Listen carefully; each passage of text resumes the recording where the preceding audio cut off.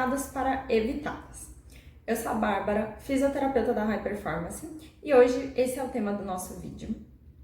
Mas antes da gente começar, eu vou pedir, se você gosta do nosso conteúdo, lembra de se inscrever no canal caso você não seja inscrito, compartilhar esse vídeo com alguém que vai se interessar, vai se beneficiar, e também deixar o seu comentário com qual tema você quer ver por aqui, para que a gente possa trazer para você. Bom, então a natação é um esporte super popular, praticado por muita gente, e a característica é que geralmente os praticantes de natação, ou eles iniciam muito cedo, lá na infância, né, estimulado pela família, e crescem, continuam praticando essa modalidade, ou a gente encontra pessoas que iniciam na modalidade já um pouco mais velhas, procurando um esporte chamado com baixo ou sem impacto, né? Que é como muita gente conhece a natação. Ah, eu vou praticar natação porque ela tem baixo impacto, eu não vou me machucar.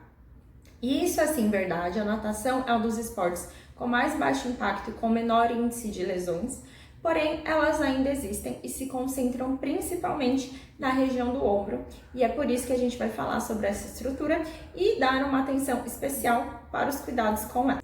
Então, para praticar a natação, a gente precisa que o ombro se exponha a grandes amplitudes de movimento.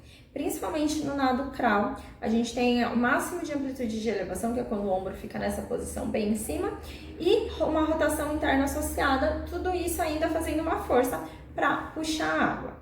E esse excesso de movimento, ele pode trazer algumas consequências, principalmente quando o gesto não é executado da melhor maneira possível. E aí a gente entra no primeiro item que pode causar e que a gente precisa ter atenção, que é a execução do gesto esportivo da maneira correta.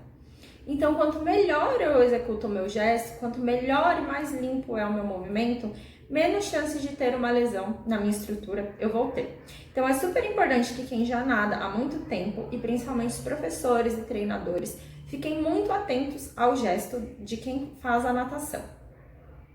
Uma outra questão super importante é respeitar a fadiga.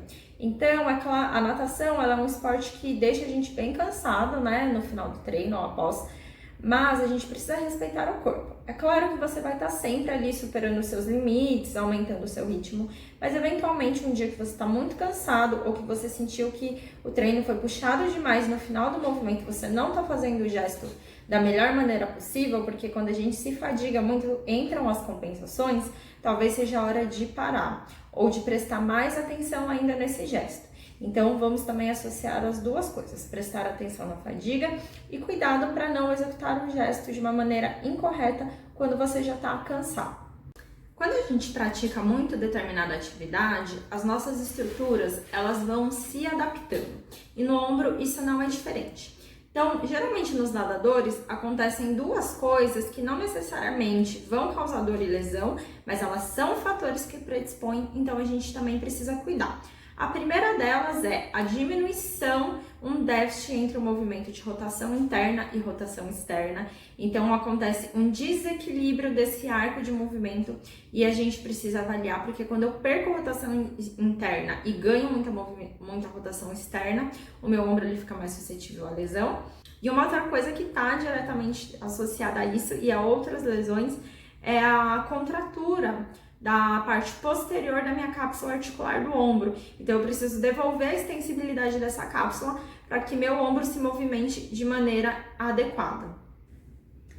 E quem pratica natação, geralmente a gente encontra uma frouxidão ligamentar, que é quando a articulação ela tem uma facilidade de ir para várias direções. E isso pode predispor ao que a gente chama de instabilidade, que é uma facilidade da articulação se deslocar para qualquer direção. A gente tem um vídeo aqui no canal falando sobre instabilidade do ombro. Eu não vou entrar muito nesse tema, quem quiser dar uma olhadinha lá, vou deixar aqui na descrição, tá?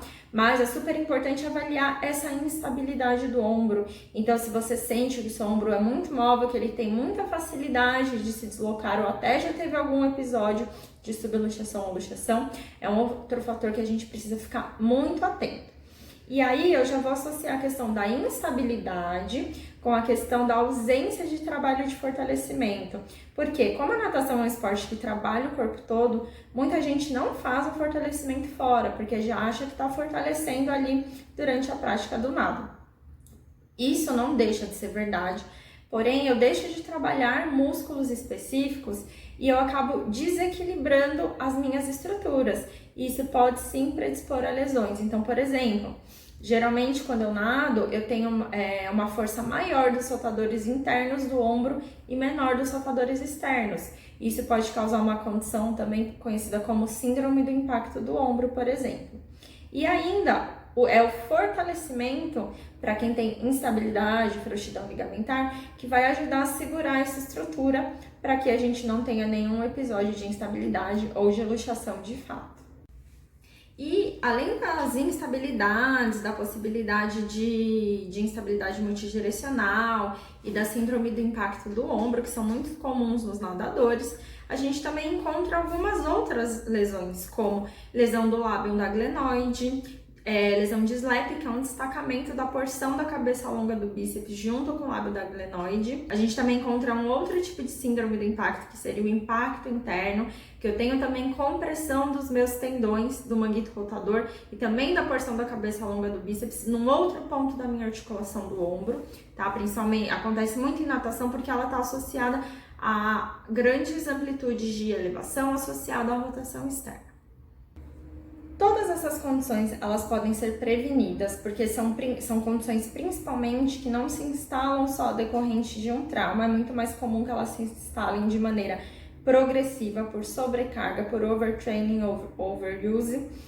Então, a gente consegue, fazendo um trabalho preventivo de fortalecimento, correção do gesto, trabalho de mobilidade específica nos praticantes de natação, com que você passe a vida bem com o mínimo de lesões e dores no ombro possível. Então, a principal orientação que a gente deixa é atenção ao fortalecimento muscular, atenção se tem alguma coisa errada no seu ombro, se você já está com alguma dor, precisa respeitar, investigar para realizar o tratamento. E no próximo vídeo, a gente vai falar um pouquinho sobre exercícios específicos para os praticantes de natação.